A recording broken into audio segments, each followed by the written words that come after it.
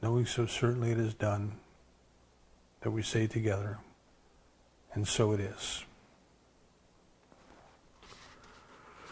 All right, everyone, good morning. We're going to get started here, but before we do, I just want to acknowledge to everyone that we are celebrating a special day here today. This is Lori and I's 50th wedding anniversary, and if you know me, you know that that means she deserves a medal of some sorts for just putting up with me, and I'm sure there's a special place in heaven for her.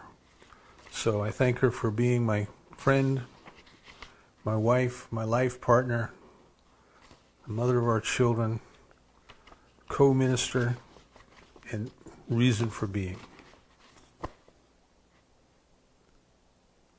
Okay, we're going to pick up where we left off with Emmett Fox, and we're working from his little book that a couple people contacted me during the week and wanted to be reminded again. The title is The 7 Main Aspects of God. It's actually pamphlet number 44 in whatever series of pamphlets it is. It was originally published by DeVores and Company, and it's available paperback on Amazon.com. The audiobook is up on YouTube. I have not found a PDF format of it on the web, but I think there's a Kindle version. Not certain. But at any rate, it's no more than $5, and you can listen to it on the audiobook for free. So just very quickly, some of the reason that we're looking into this is that whatever concept of God we hold, that is what determines our life. That is the course of our life. And it's kind of an interesting activity for ourselves and for others.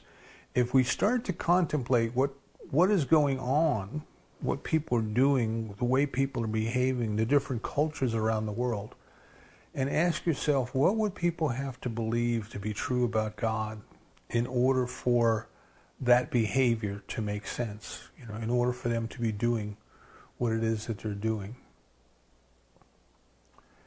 And it's very enlightening. And of course, it's easier if we look outside of ourselves, we look at other people, we look at other cultures, and we see what people are doing, and we say, well, what would the concept of God have to be in order for that to make sense?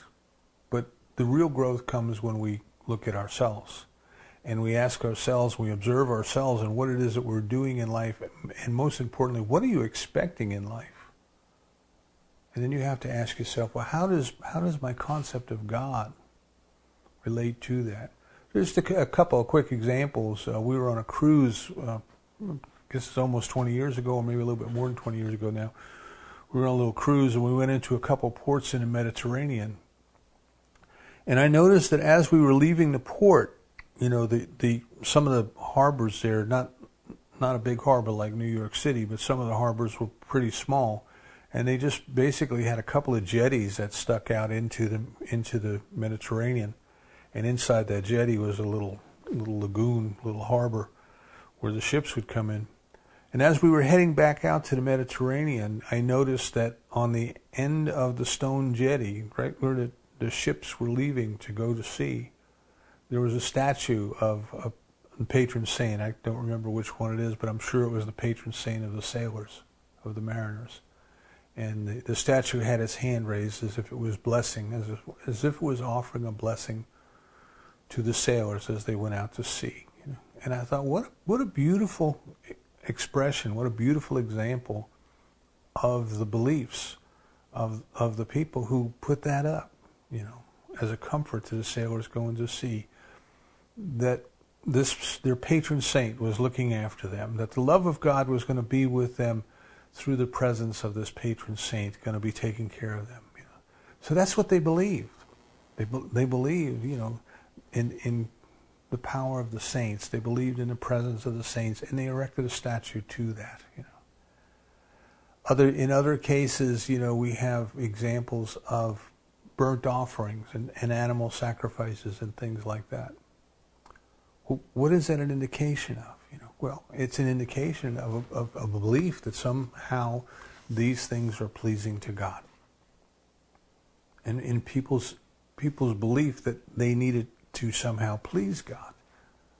they came to believing that there were certain ways, certain rituals, certain things to do, that if they did things a certain way, that would be pleasing to God, and if they did things another way, well, of course, it was not pleasing to God. It was an abomination. So the way that we go about life, the way that we conduct our business, the way that we interact with other people, and most importantly, the way that we interact with our own self, the way that we think, the way that we optimistically or pessimistically look towards our future, the way that we expect things to come about. Do we expect to get old and sick and frail? Do we expect to be healthy and live a long, full, and healthy life? And when we're ready to move on, we have this belief in our culture that you have to get sick to die. And in other cultures, and even people within this culture, they have said, no, that's not true. We don't have to. I remember Dr. J. Scott Neal used to tell us at the conference at the Asilomar Conference Center, that Fenwick Holmes always said that when he left, he was going to leave a perfectly healthy body behind. And he did. He did. He lived to be in his 90s, went out and shot 9 holes of golf, came back home, laid down on the couch to take a nap, and never got off the couch. So he was healthy up until that moment that he left.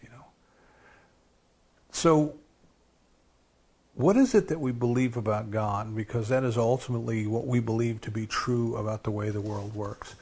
And if we think of our spiritual growth is constantly updating our ideas about God, and therefore our ideas about ourselves. Emmett Fox tells us, in the Bible we're told that God is spirit and must be worshipped in spirit. And what that means is if we are to understand God, if we're to think about God, to understand God, then we're going to have to think in spiritual terms, not in ordinary human terms. So what is it that we think about God?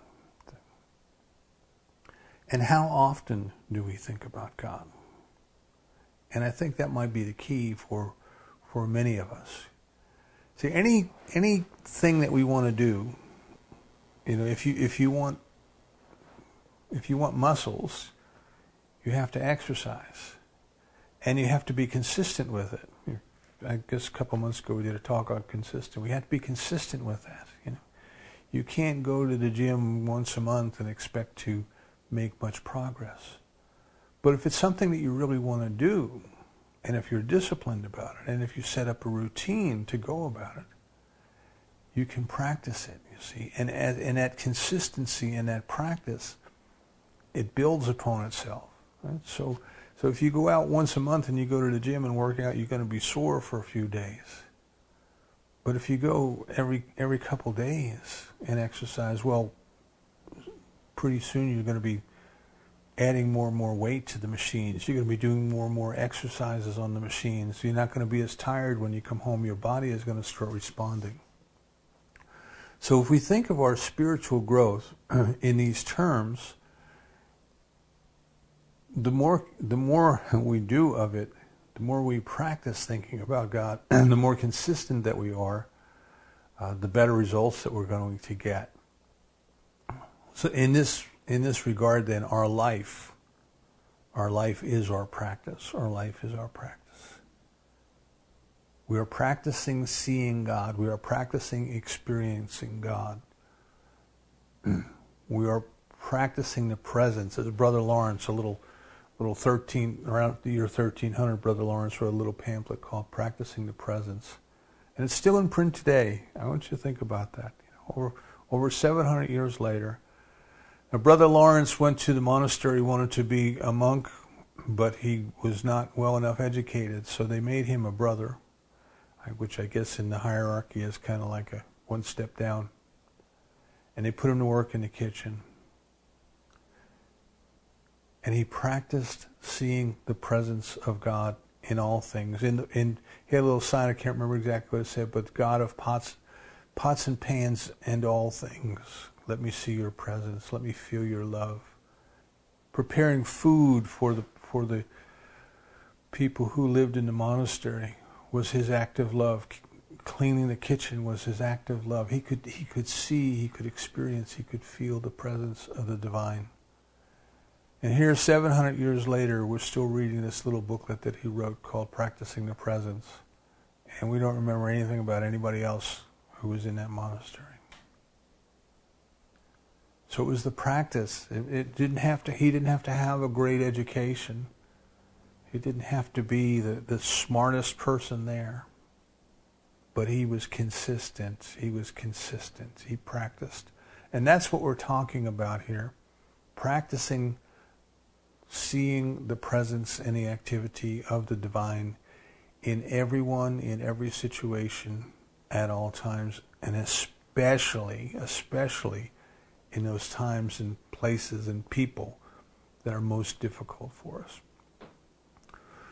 So our spiritual growth takes place within our own consciousness. It is not something that can be foisted upon us from the outside. Nobody can lay their hand on us or sprinkle anything on us or tap us or anything else that we may have experienced. Those are all good symbols, those are all good rituals, but our spiritual growth really requires us to cooperate.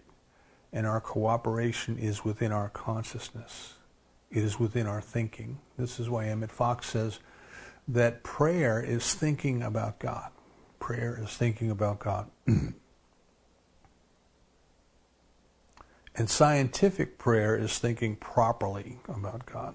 Thinking properly about God. It's important to remember that. Remember I said what our idea of God is sets the tone for our whole life. Well, if we think about God as a punishing God, as a God who's going to perhaps give, perhaps not give, or a God that might be sending us trials and tribulations to punish us or to test us or to help us to grow, then those are the things that we're going to get in our life because that's what we expect. That's what our idea of God is.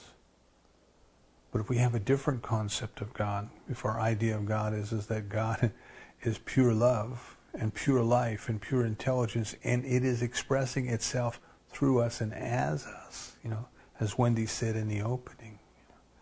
We are that point, we are that individualized point where the universe is becoming conscious of itself. We are an individualized expression of the divine. And if we think that the divine can only be good, God can only be consistent, God can only be for itself, then it has to be for us because it knows us as part of itself. Totally different concept, right? Totally different concept of the divine, totally different belief. It is done unto us according to our belief. And a totally different life experience.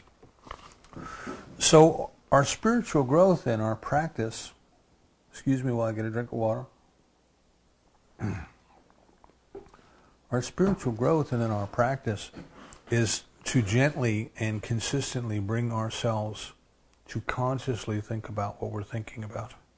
To consciously think about what are we seeing, what are we looking at, what's going on in the news, all of these things, and ask ourselves, what do I believe about God in this situation? What do I believe about the divine right here and right now? And it's very important. I draw a little bit from Emma Curtis Hopkins as we go into this. She says that part of the issue that we have going through life is that we don't believe completely. We don't believe entirely. We think that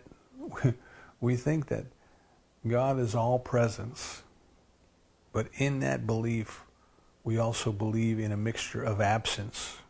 God is everywhere present, but not over there. Can't possibly be present in those people over there. Can't possibly be present in this activity over here. And we think that God is good, but somehow we think there's a mixture of evil in there, that good, our idea, our concept of good allows for the coexistence of evil within the good. And what she tells us to constantly be reminding ourselves of is there is no absence. There is no spot where God is not. There is no mixture of evil in our idea of good. We don't allow for us believing in this mixture of evil with good. Our idea of health does not allow for the belief in the necessity of disease.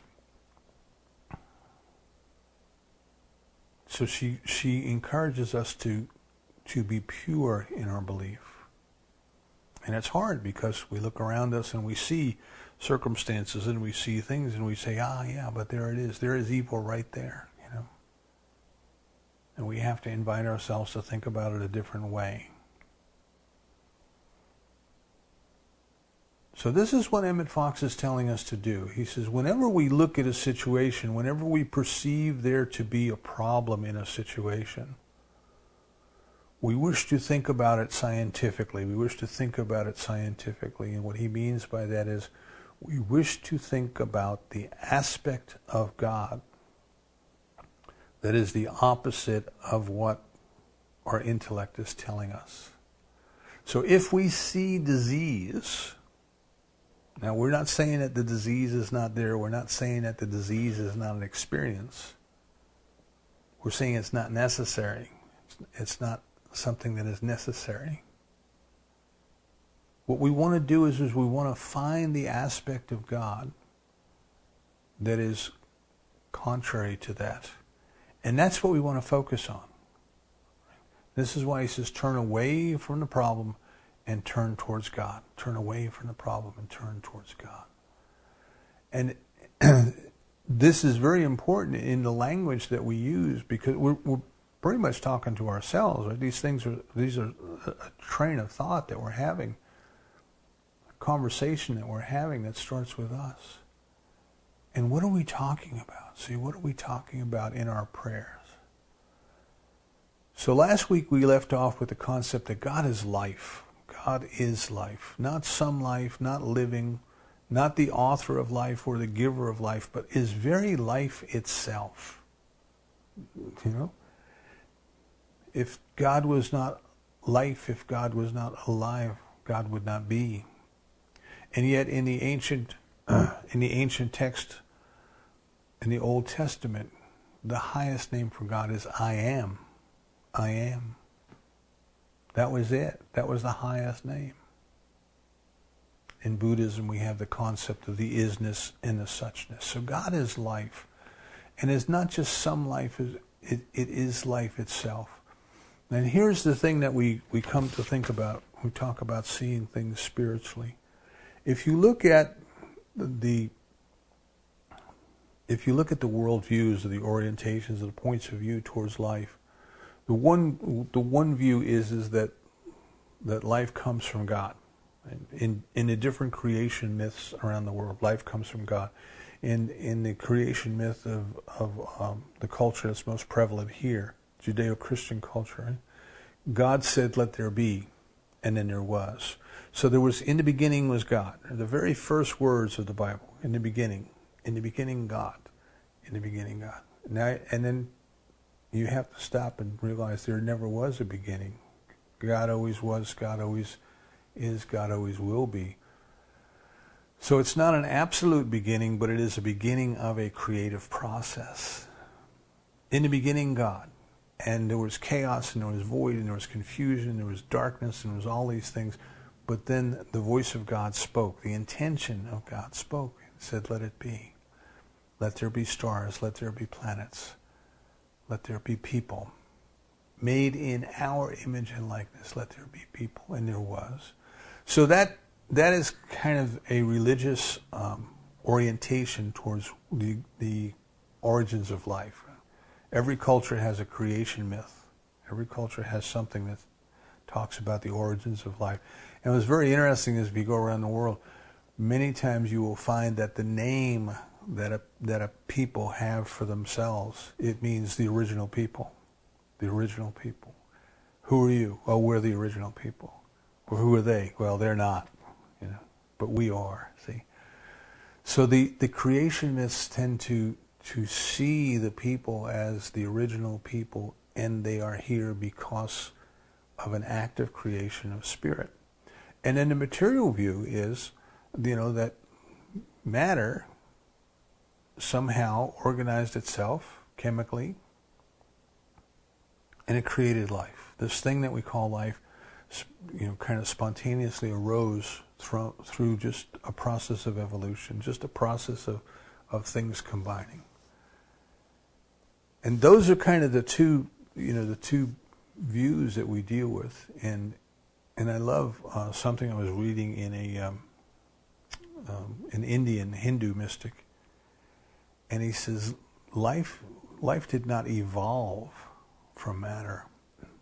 Life was involved in matter at the very beginning. In other words, there was life in the matter. There's life in the chemicals. There's life in the stones. There's life in the soil. There's life. And that life is constantly unfolding and expressing itself to a higher degree in terms of intelligence and mobility. Life evolves, life evolves, life evolves. What is this nature of life? What is this very life? This is a spiritual view, that life is involved in evolution. Dr. Holmes tells us there's involution and evolution. Involution is the intention or the let it be of God. God spoke its word, let it be. It's the intention or the desire of the divine to express itself in some particular way. And then evolution is the process of the unfoldment of that. But all of life that we see about us is the life of God. There's only one life. Usually we start our treatment or our affirmative prayer that way. There's only one life, and that life is God, and that life is perfect. There's only one life. That life knows how to create a human body from a sperm and an egg. That life knows how to grow a forest from an acorn.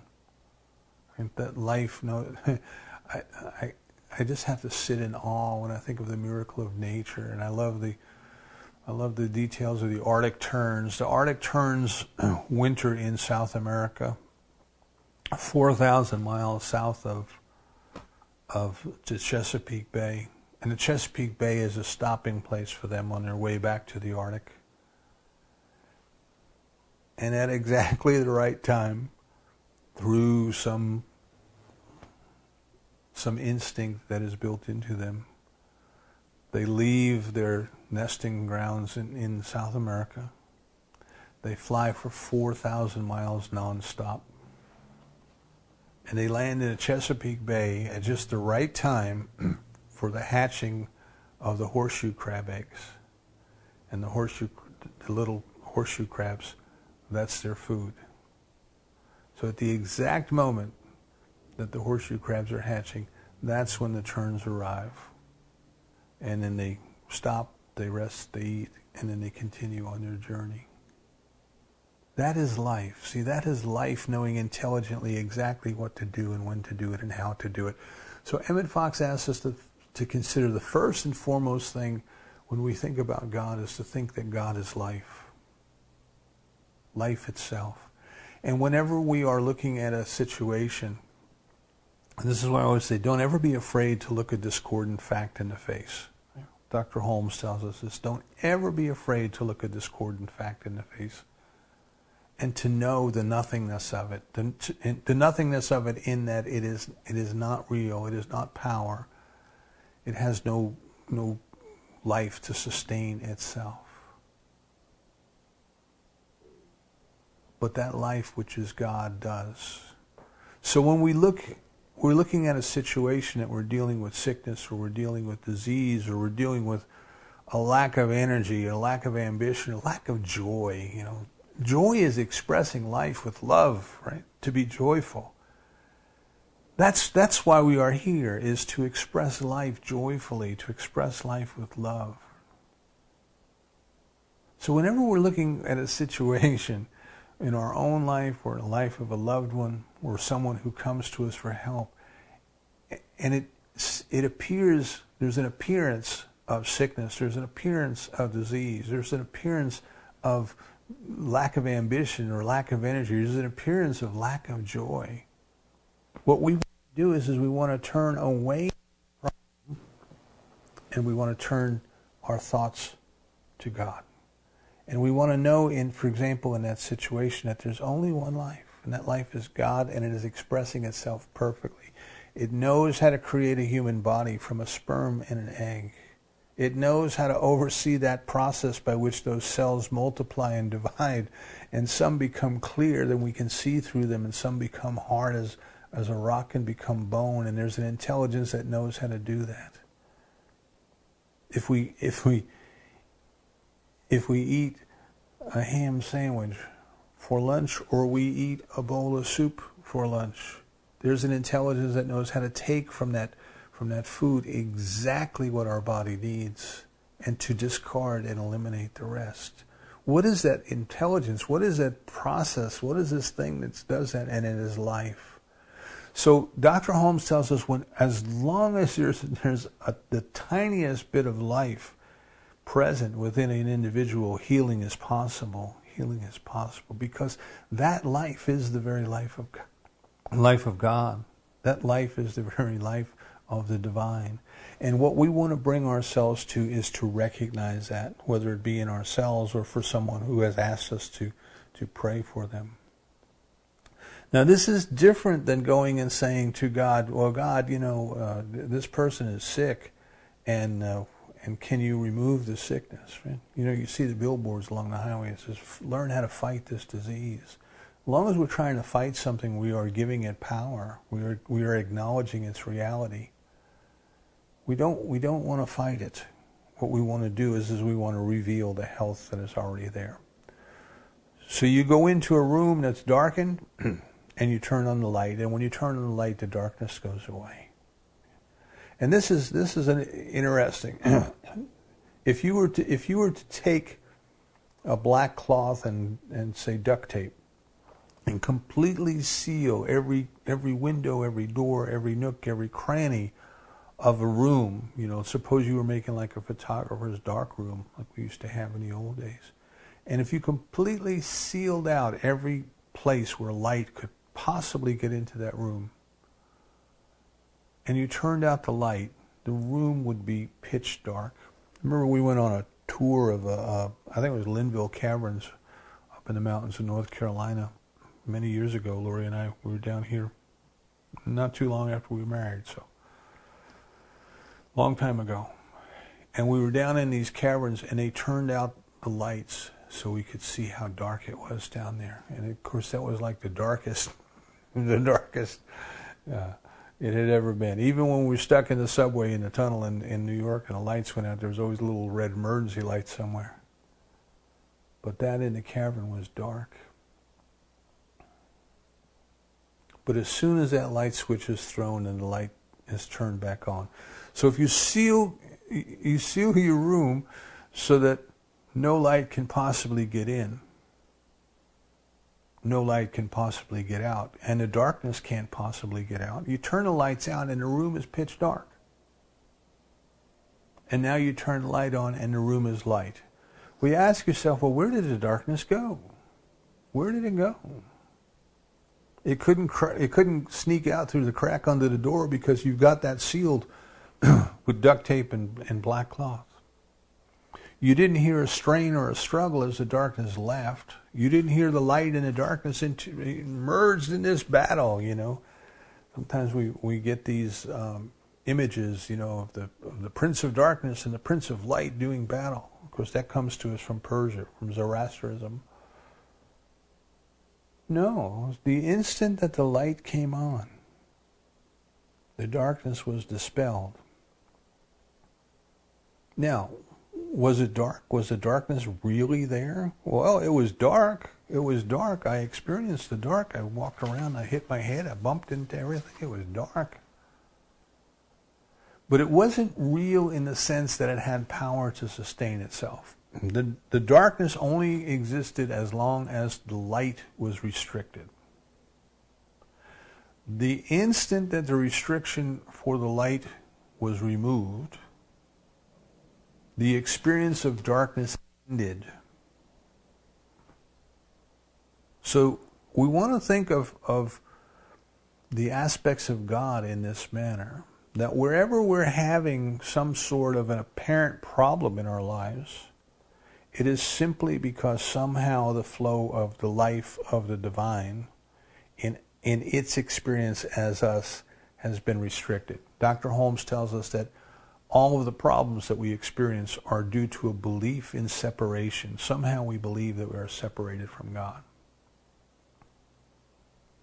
So what we want to do is we don't want to fight against this apparent restriction of health.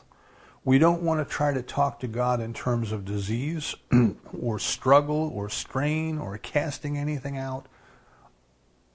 All of those things that we may have heard. What we're being asked to do, to pray scientifically, as Emmett Fox puts it, is just think about God. But think about that aspect of God that is the polar opposite of the condition that has presented itself to us. Now, I hope that made sense, what we're trying to do. We're just trying to turn on the light.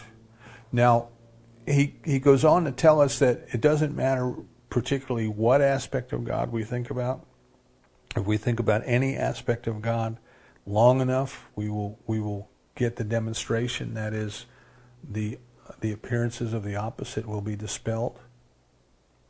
But he says we will get results much quicker if we think about the correct aspect of God in terms of the situation that we are faced with. So if we are dealing with sickness, if we are dealing with disease, if we are dealing with lethargy or lack of ambition, if we are dealing with lack of joy, whatever we're dealing with, where it seems that life is not expressing itself perfectly and as fully as it should, we want to bring ourselves to think about life, think about God as life, and think about the presence of God as life being right there in the midst of that situation, right there in the midst of the situation.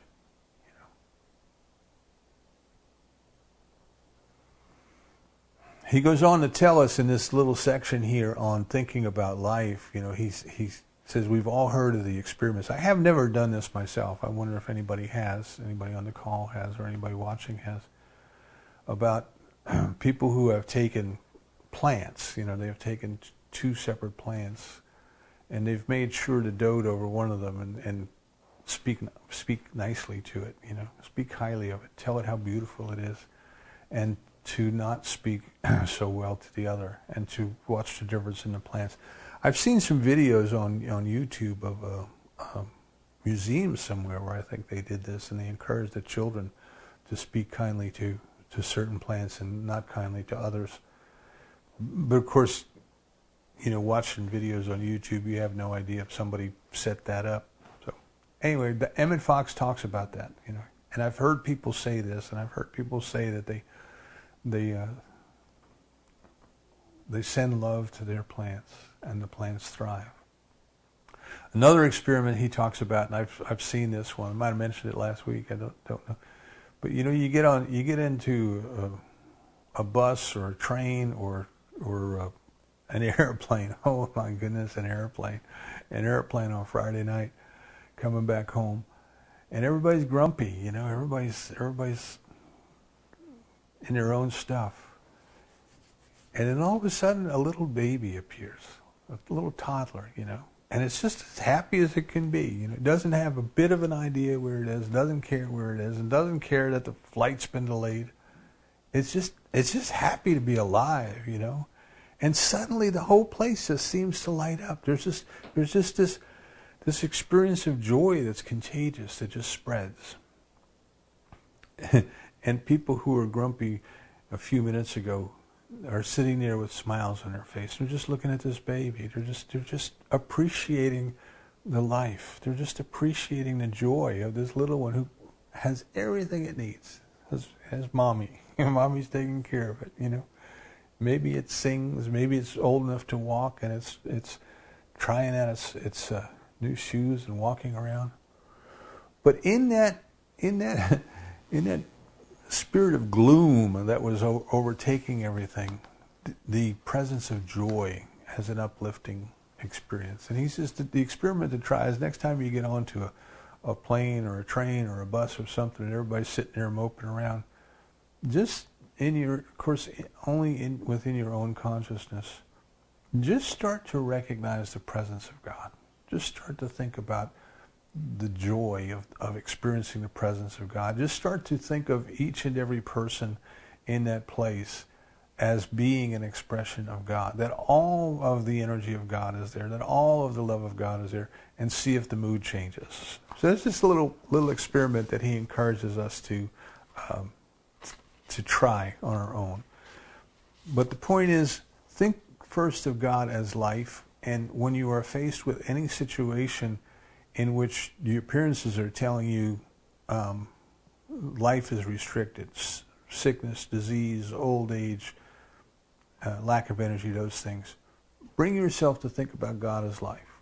And don't think of a sense of struggle where, the life of God is gonna throw out this condition.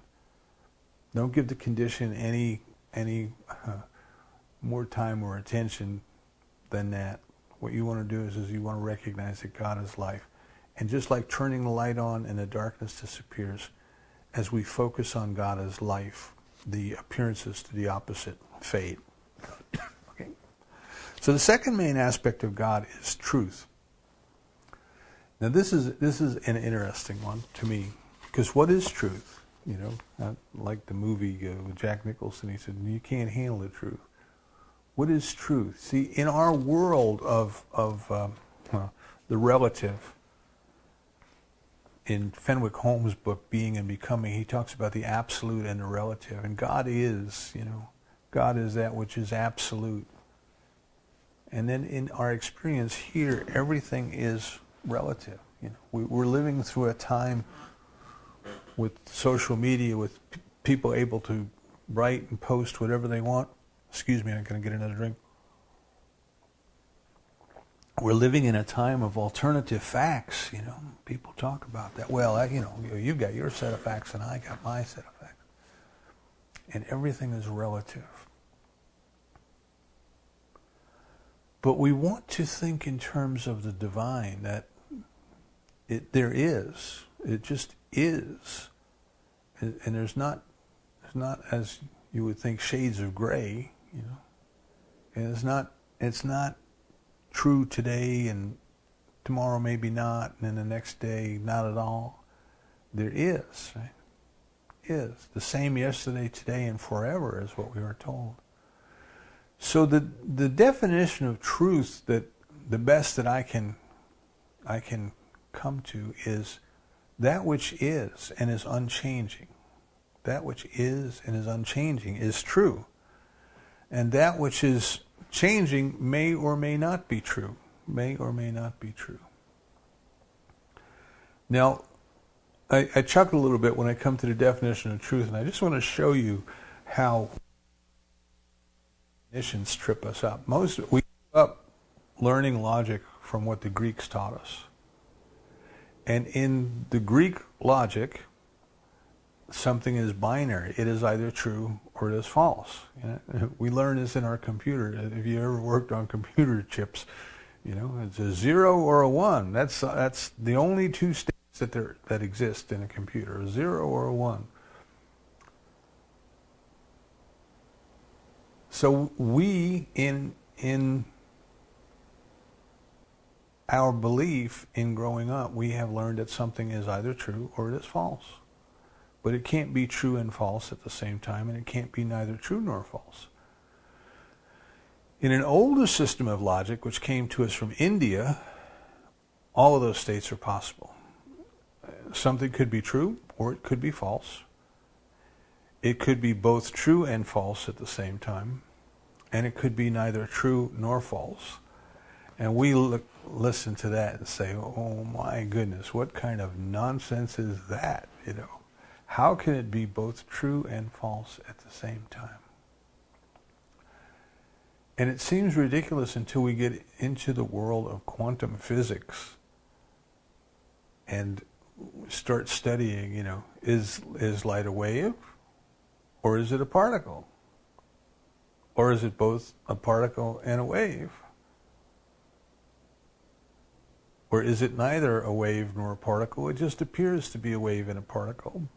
And we start to get into a realization that the logic that we grew up with doesn't explain the world in which we live, but the older logic apparently does. And I only toss that out because we come in our human experience, we come to these firm opinions of thinking that something is exactly the way that we think it ought to be. And we have to open ourselves up to ask and say, well, maybe not. Maybe we are looking at it still in the world of the relative.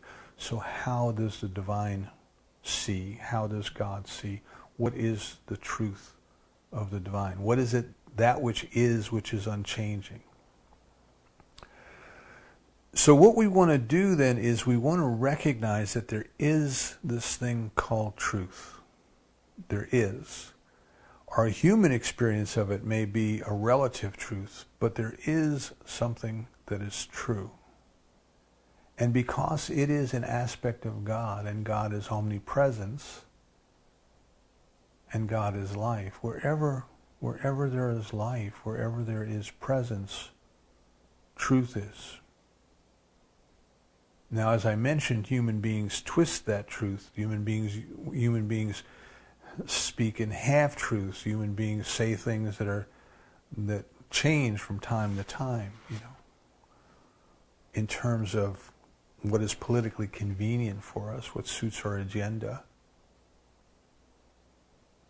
But there is that which is true, and God must be that which is true. It's not fickle. It doesn't change from one day to the next, It's very important, again, when we are using prayer to produce a change in our existence. If God was not truth,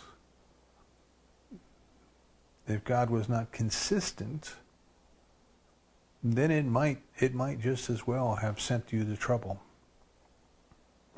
because it felt like it, Remember, the concept of God that we grew up with is very similar to a cranky old king. But if God is life and God is truth, then the truth of all existence is God's life. There's no withholding of that. Okay? There's no relativeness of that. As Emma Curtis Hopkins says, there's no mixture of evil in our idea of good. There's no mixture of absence in our idea of presence. God is presence, omnipresence. And God is truth. So the truth is always present, and in its fullness, in its completeness, without manipulation, it is. And where this helps us is if we are ever concerned about knowing the truth about something. The example that Emmett Fox gives us is suppose you're entering into a business agreement. You're going to purchase a building, for example, and you're concerned that somehow people are going to withhold information from you. Stop right there and recognize that the belief that you are holding is that the truth can be absent. And what you want to do is you want to affirm, you want to know, you want to practice bringing your attention to the fact that truth is truth, and truth is present in this situation, and that truth is revealing itself to you in this situation. And then what you need to know will be known. What you need to know will be revealed to you. If you have to take a test, this is something when the young people would come to us, and particularly the end of the year when they were taking their tests to graduate school, or trying to take an LSAT or something like that, an MSAT, and were concerned about test taking. As I'd always remind them, the mind that's taking the test is the mind that wrote the test. The intelligence of the divine knows the answers to every question on that paper. We just have to, as Emerson said, get our bloated nothingness out of the way and open ourselves up to let that truth reveal itself to us in the appropriate manner. You know, I mean, think about that. Something within the Arctic tern tells it when to leave, tells it which direction to fly, and sustains it in flight for 4,000 miles nonstop to arrive at just the right moment when its food is waiting for it. The wisdom that we need, the truth that we need, the correct answers that we need in any situation are available to us. Now, we may not believe that. We may say, well, the answers are there, but I don't know how to access them. Well, as long as we believe we can't access them, we're not going to access them. This is why I say our life is our practice. So we have to bring ourselves to practice that. There's something you want to know, say, that answer, that it is known, and the answer reveals itself. Now, I use this a lot because it was just so powerful for me. I have such fond memory of it. You know, when we were kids growing up, if we lost something, we were told, say a prayer to St. Anthony, because St. Anthony was the patron saint of lost items, you know. And that made sense to me as a kid, but poor St. Anthony, can you imagine St. Anthony's, you know, up in heaven, he has to keep track of everything that's lost, you know. What a job. What did you have to do to get a job like that? But we pray believing in our hearts that St. Anthony, the keeper of lost things, the finder of lost things, would help us to find it, and sure enough, we would find it, see? Well, it's the same thing as saying nothing is lost in the mind of God. The truth is that nothing is lost in the mind of God. And the location of whatever I've misplaced is known. And whatever information I need to find that now reveals itself to me. You see, it's done unto you according to your belief. If you believe through the activity of St. Anthony, it's revealed to you. If you believe through the activity of the law of mind, it's revealed to you. You believe that the location is known and that location reveals itself to you. Just a side note, and then we'll close right there on the second aspect this week, is that usually I find that if I do that, and then I start doing something completely different, something that involves being of service to another, then I find the thing that I've misplaced. And here's what I mean by that. Maybe I'm looking for a book, and I know I've got this book, and I know it's on my bookcase somewhere, or I know it's in my office somewhere, and I've looked, and I've looked, and I've looked. I've done all the normal things. I've looked and looked and looked and looked and looked, and I can't find it. So I do my scientific prayer. I do my treatment. I say, well, you know, God is all there is. God is truth. God is omniscience. God is all-knowing. The location of this book is known. It's known to my subconscious because I put it somewhere. It's known. And now that location reveals itself to me easily in a manner I'm capable of understanding. That is a very thumbnail version of a scientific prayer, looking at the thing instead of terms of a problem, looking at the thing in terms of the aspect of God. God is truth. God knows where that is. Divine is truth. Whatever name you want to use, knows what it is, reveals itself to me. And then I may get an idea that, well, gee, I was talking to somebody, I was going to do something for somebody, I was going to help somebody with something, and in order to do that, I need something else. Maybe I need a piece of paper, a piece of loose leaf paper to write on, or maybe I've left a piece of hardware, you know, a computer board or something. I was going to give them, and I've left that somewhere. And I said, well, let me go get that, and I'll work on this project, and we'll let that book reveal itself to me when it's ready. I go over and then I pick up whatever I needed to pick up in order to be of service to this other person. And what I was looking for is right underneath it. So my point is give. Find a way to get yourself into giving. Rather than sitting there dwelling on what you don't have, which is the thing that you've misplaced, do your prayer and get busy. and follow your instinct. The birds follow their intuition. You have to follow your instinct. Okay? So God is life. God is truth. If there appears to be sickness, you want to think about God as life. If you think that there's a piece of information that you need to know that you don't know, you want to think of God as truth.